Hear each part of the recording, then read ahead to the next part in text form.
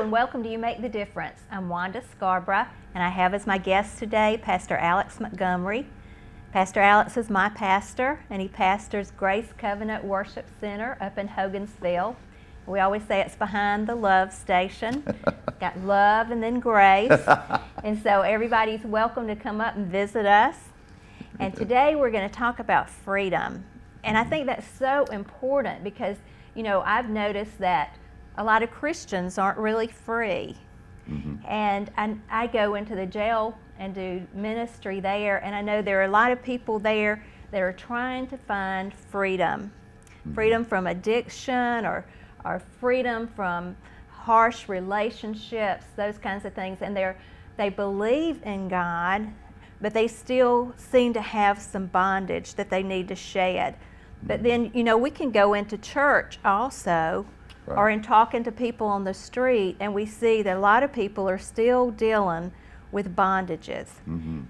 And we know that the Spirit of the Lord, where the Spirit of the Lord is, there is freedom. Mm-hmm. But I don't think that we have understood how to walk in that freedom and how to find that freedom in Christ. Mm-hmm. And so today, mm-hmm, Pastor Alex, we just want you to tell us or give us a picture of what that mm-hmm freedom looks like. Yeah, that's great, Wanda. Well, I think, first of all, let's start off by saying what freedom is not. Okay. We think that freedom is having the problems solved. And to me, it's not. Here's a little saying I've had. Freedom is not the absence of problems. Freedom is the presence of a person. Freedom is the presence of the person of Christ. Now, I know that sounds real ethereal and out there, but really it's not. Because Jesus said over in Luke, the 4th chapter, that the Spirit of the Lord was upon him because he's anointed him. And I was looking at these very scriptures right here. He said, he's anointed me to preach the gospel to the poor. Mm-hmm. I don't think he meant just people that were just broke financially, but that were poor in their heart, poor in their emotions, hurt, broken, every type of emotional challenge, physical challenges. He said he's come to proclaim release to the captives, recovery of sight to the blind. He's come to set those that are bruised out of that malady, so to speak. And he's come to proclaim the year of Jubilee. In the year of Jubilee, everyone that had a debt, everyone that was incarcerated, everyone that had anything they owed anybody, they were set free in that year. Well, Jesus came and said, I am now the Jubilee. It's not that I'm coming in a calendar year to give you this freedom. I am this freedom.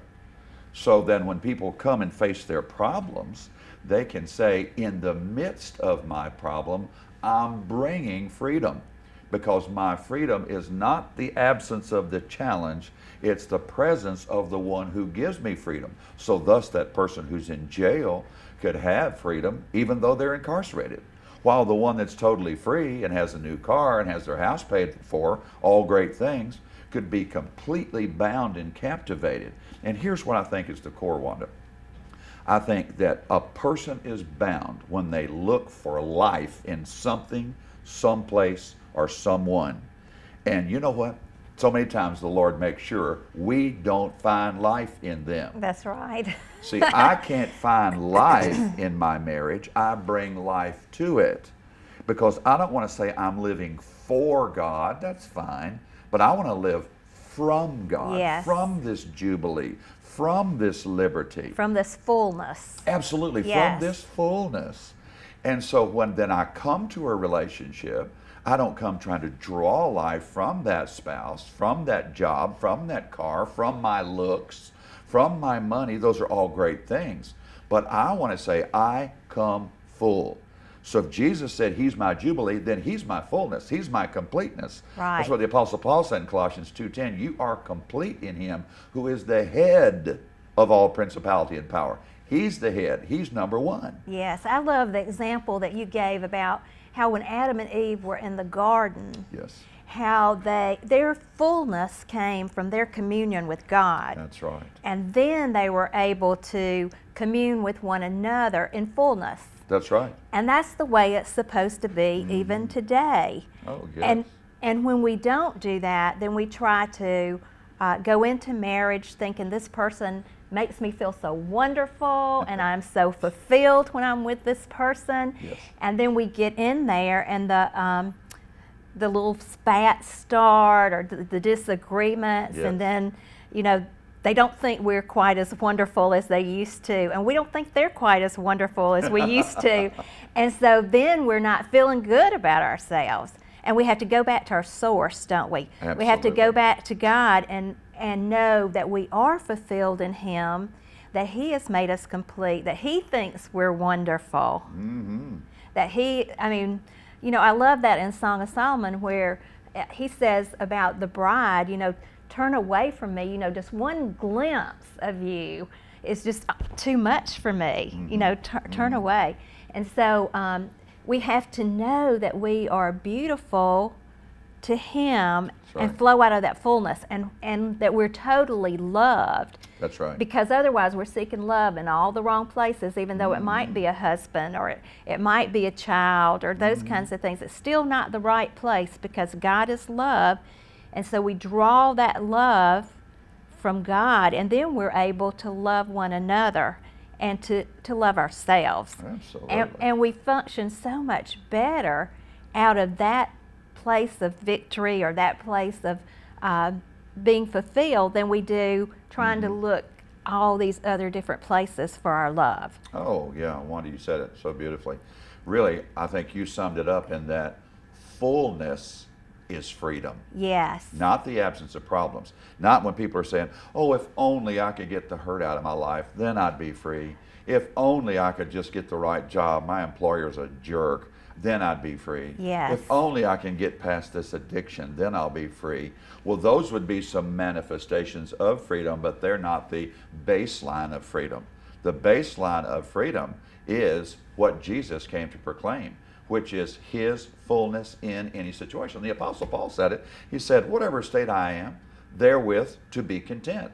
Whether I'm abased, don't have anything, and broke, have gone through a divorce, or whether I'm bound, everything looks wonderful.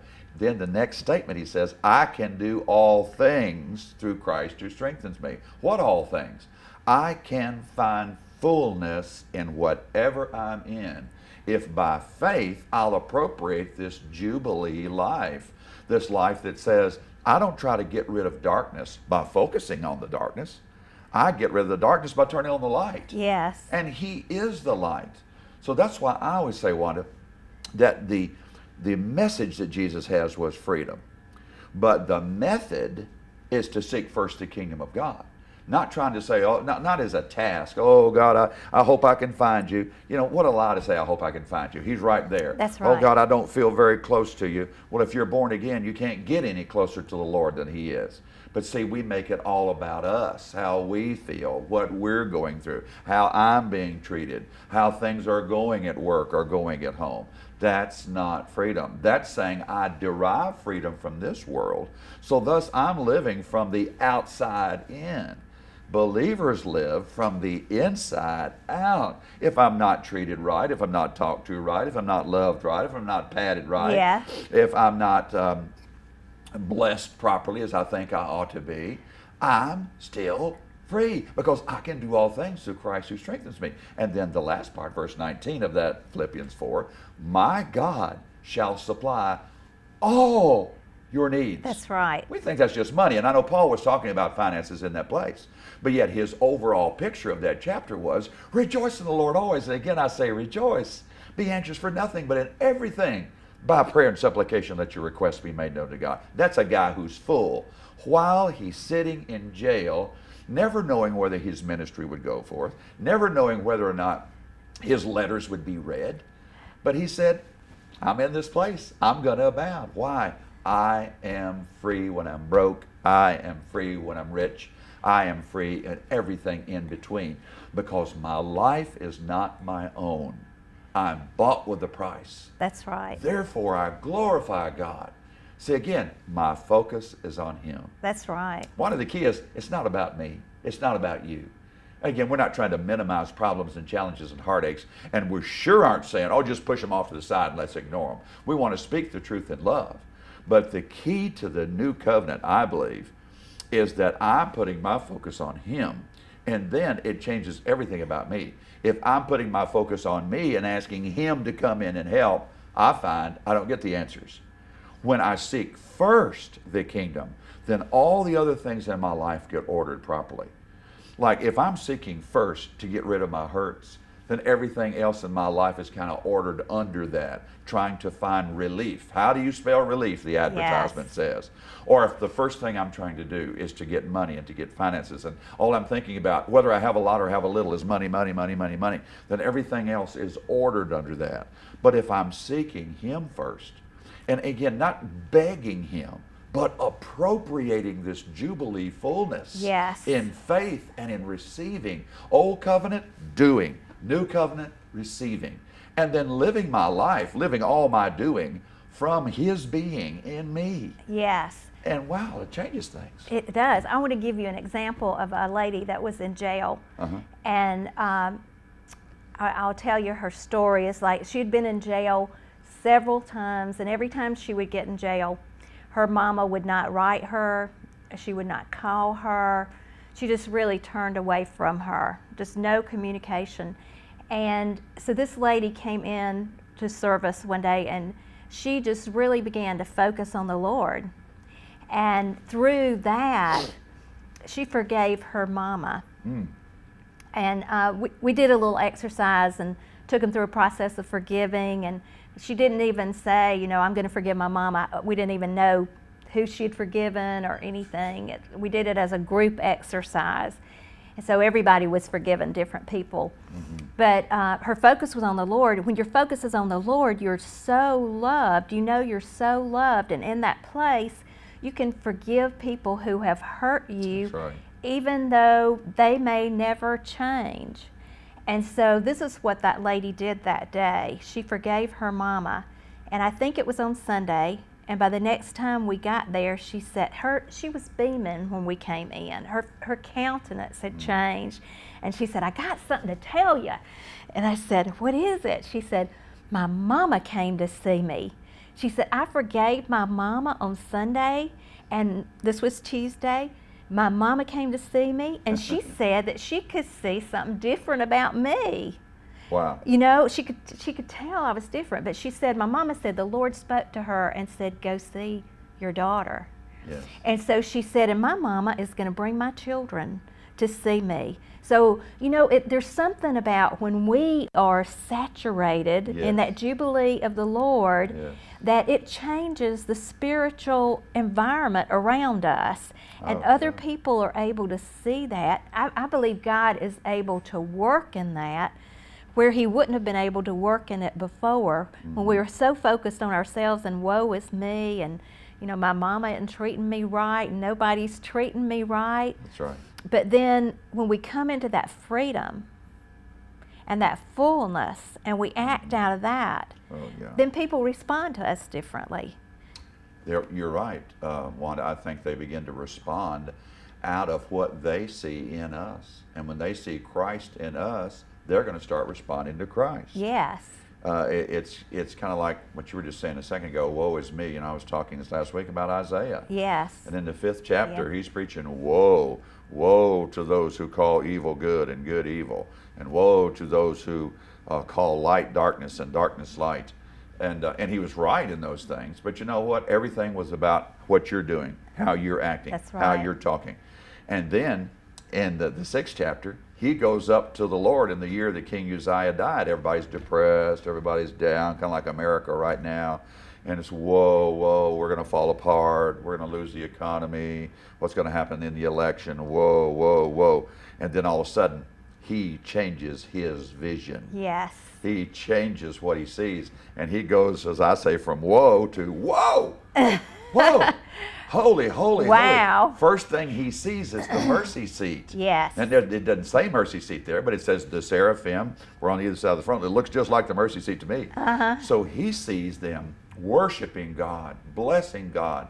At the same time that everybody was saying, whoa, there was another whole reality in the realm of the Spirit that was, wow. Yes. The glory of the Lord. And you know, it's interesting. The angel put a fire on his tongue. And I don't think it was to burn him up like he was a bad guy. I think he was changing his message from whoa, everything is terrible. It's not that he didn't come back and still preach judgment to them, but then he's the one who came back and gave the greatest prophecy of the coming of the Lord. You know, whose report will you believe? Yes. The chastisement of our peace was upon him. With his stripes we are healed. He has borne our infirmities and borne our sorrows. He began to speak about what he saw in the heavenlies, that prophecy of Jesus. And we all preach that now from Isaiah the 53rd chapter. Yes. So I think with us too, as we quit talking and focusing on whoa, everything's whoa, oh God, please help my woe, rather than God coming into the midst of my woe with a freedom that doesn't have anything to do with the change of circumstances, then I think the circumstances can change. Yes. Because I begin to have a different speech. It's about what I have, not always what I need. It's about what I am, not what I always do. It's about who God is, not what he should perform for me. And see, to me, all those things that we're talking about are coping. I try to cope Yes. with my life by getting my kids to act a certain way, by getting my boss to act a certain way. And if I can get those things, then I'm free. You can live your whole life coping. And then you know what happens, Wanda? Those things never work. And so when we can't cope, then we're over here to alcohol, then we're over here to drugs, then we're over here to pornography, then we're over here to some type of lifestyle, whether it could be eating too much, watching TV all the time, getting hooked on sports, whatever I look to for life, and I start living life like a straw. I try to draw life out of this Yes. one, out of that one, out of that situation. I don't live from that fullness, then I'm not free, whether I have $100 billion or I have $5. I am not free. That is a fig leaf. That's from the tree of the knowledge of good and evil. That's where Adam and Eve were told this lie that they're not full. Well, has God said you can't depend on him? Yes. And then what happens? As soon as their fullness is gone, they start looking, well, it's the woman's fault. She did it. It's the serpent's fault. He did it. It's always somebody else. Look to something down here to be the answer. And you heard me say, I think it's interesting that Jesus cursed the fig tree. Yes. A lot of people think that's about Israel. It may well be. But I think it's interesting that all he came to there with the disciples was a bunch of fig leaves. There was no fruit. And you see, it's kind of like us. We try to put our fig leaves. Alcoholic addiction can be a fig leaf. It's to try to cover up and find fullness. When I lived in Colorado, I was hooked on snow skiing. Man, I was addicted to it. I had to go have my skiing fix. And I'd get mad if something happened that I couldn't go to the slopes. Yeah. Because that's where I found my life. Now, there's nothing wrong with enjoying hunting, fishing, golfing. Well, that's great. But then when you've got to have something, or you're sad that you don't get it, or you're going to spend money that you shouldn't be spending on all this kind of stuff, whether it's drugs, coke, meth, I don't care what it is. We deal with so many addicts who are trying to find fullness. And then they have to come back and try to get freedom because then they're addicted to what they were looking to for life. Fig leaves. Yes. But now we have the cross, which is the tree of life. It's been given back to us. So I do the same thing now, hopefully, that Moses told the children of Israel to do. Don't look at all the snakes that are biting you. Yeah, that hurts. It's tough. But I'm going to hold up a cross. I'm going to hold up this brazen serpent, which is a type of Christ. Look unto him, not to your problems, not to your heartaches, all the little snakes that are in our life. Look at him as the answer, and they were healed. Yes. And so I'm believing, Wanda, as we look unto Jesus as the author and finisher of our faith, here's what I see. The Lord, as he did with Adam and Eve, came to them, and then he came in them, and then he lived through them. And in Colossians 1:27, it says, Christ in you, the hope of glory. You live from the glory that's in you. You know, you and I were meant to walk in glory. Yeah. All have sinned and come short of the glory of the Lord. What is that glory? Is that how great we are? Our wonderful performance? How good? How much we've witnessed? How many times we've read the scriptures? How many verses we've memorized? No, that's not what it is. As wonderful as those things are. It's now that I'm letting him live out from me. That jubilee liberty. And when you see somebody that's happy and joyful, like you are so many times, you know what? That liberty and that freedom becomes infectious. Yes, it does. People want that. Yes. There's something they're drawn to. To me, Wanda, that is as wonderful a testimony as handing the 4 spiritual laws to someone, because they see in me an epistle of God of what that liberty is. because I'm looking to Him. And then you see, if I'm not so self-conscious and sin-conscious, I'm more God-conscious, and I firmly believe that glory of the presence of the Lord draws people to Christ. Yes. I've seen that. You'll see that in a jail ministry, don't you? Yes, yes. We carry the glory, you know. That's right. And it's almost like in the jail sometimes, it's almost like Nadine goes with me. And when she feels the Spirit, she just, you know, she's just, I feel the Spirit of the Lord. And it sets the atmosphere for the other people that are there, because there will be somebody that picks up, you know, because you were saying Sunday, the presence of the Lord is always here. That's right. I mean, it's always here. We just come into that place where we recognize that it's here. That's right. And so when Nadine recognized that the Spirit of the Lord was there and verbalized it, then you could hear people like even like a sound. And so it took us into a real sweet time of ministry in the jail. You know, and when you carry the joy of the Lord and the glory of the Lord, you can change the atmosphere wherever you go. I mean, it's like when you walk into the room and you're in that fullness, when you enter in, then people pick up on it. Oh, yeah. They may not know that it's the glory of the Lord, but they pick up on it. And people who carry the glory of the Lord, people want to be around them. And so by being in relationship with people who are carrying the glory, then eventually they want to know what that is. That's right. You know, and so they're drawn into that. The Lord draws us. You know, He said, no man comes to me unless I draw them. That's right. So the Lord draws people to Him, and also they recognize the glory, and He draws them into that. That's right. So that they can eventually discover what it is. Oh, sure. Absolutely, Wanda. I believe that with all my heart, because it says over in 2 Corinthians 3 that we, beholding Him as in a mirror, are changed. Yes. From glory to glory, even as by the Spirit of the Lord. Is I'm beholding Him. That's why worship's so important.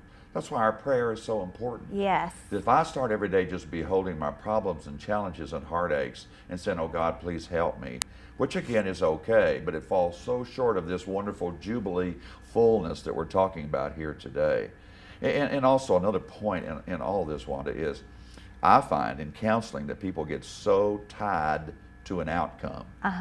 Boy, if this doesn't happen, or my prayer didn't seem to be answered, or this situation didn't change, they quit God, they quit church, they quit prayer. And they may say, yeah, I'm still a Christian, which they are. They didn't lose their Christianity. But they've lost their hope in the Lord because they're tied to an outcome. Well, I prayed and my marriage didn't work out. Then they're all depressed and all down because instead of being tied to the Lord and looking to Him, they're looking at the performance of the situation. Or this person didn't change, or I didn't get that job I was believing for, or I thought this cancer had already left and it's still here. And again, those are all things we wanted. But see, I believe the key with the Apostle Paul's fullness was he was tied to Jesus, not to the outcome. Right. That's how I could say, in whatever state that I am, to be content. Well, a lot of people will say, well, then that means I not have any faith. My faith is not tied to the outcome, or that I'm focused on the outcome as the answer. I'm focused on Jesus as the answer. Right. When I'm beholding Him, then I'm changed. Then the situation has changed from glory to glory. Because law is about my obedience. Grace is about His obedience. Yes. Law is about how well I'm doing. Grace is about how well He has done. And it takes the onus, the load off of me. So now, just say our first topic, I am free to let the Lord live through me. To me, that is holiness. Yes. The person who's sitting there today and is struggling with alcohol, is struggling with meth, is struggling with some type of an addiction, here's what I tell them to do. Right in the middle, they're lighting up a joint. And they know they shouldn't be doing that. but they're trying to look to themselves to have the power to get past it. Yes. I have to look to His ability in me. So you know what I'm going to have them say? I'll have them say right there when they're about to light up, I'm the righteousness of God in Christ. I'm no longer this same person.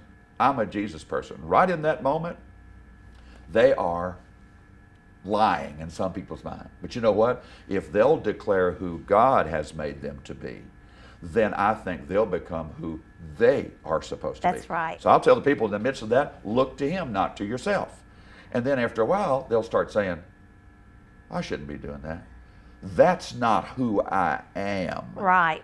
And if they start living out of that identity, then they will start having their performance to go with it. That's right. You know, and talking about declaring that you're the righteousness of Christ, you know, when you first start doing that, it may even feel uncomfortable. Yeah, sure it does. And, you know, I remember telling somebody that said, you know, they were just a sinner saved by grace. And I said, oh, no, you're a saint.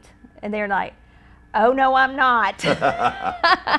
But, you know, as you begin to incorporate that and say it, then you actually come to believe it after a while. You know, and you can read in the scriptures and you can find it. It's there that we're the righteousness of Christ. That's right. And that we're pure and holy. That's right. And so we start out in faith saying those things, don't we? Until we can actually come into the fullness of that. Absolutely. And be able to walk that out. For by grace you are saved through faith, and that not of yourselves. That's right. It's Thank the goodness. gift of God, lest any man should boast. We got saved that way, and now we have to live that way. Because, hey, when Jehoshaphat met all the ites that were coming against them, the Lord says, hold your hands up and worship me, and say, for the Lord He is good, for His mercy endures forever. It was a focus on Him and not a focus on the problem. Yes. And that's where I think if our people come today, they can find peace, contentment, and freedom from addiction, freedom from hurt, and freedom to walk in joy. Yes. And so today we are just so glad that just like Jesus proclaimed freedom, we're able to sit here and proclaim freedom to you. That's right. And we encourage you to reach out and get the message of grace and to walk in the fullness of everything that God has created you to be, because He has created you to do exploits. And remember, you make the difference. Thank you for watching.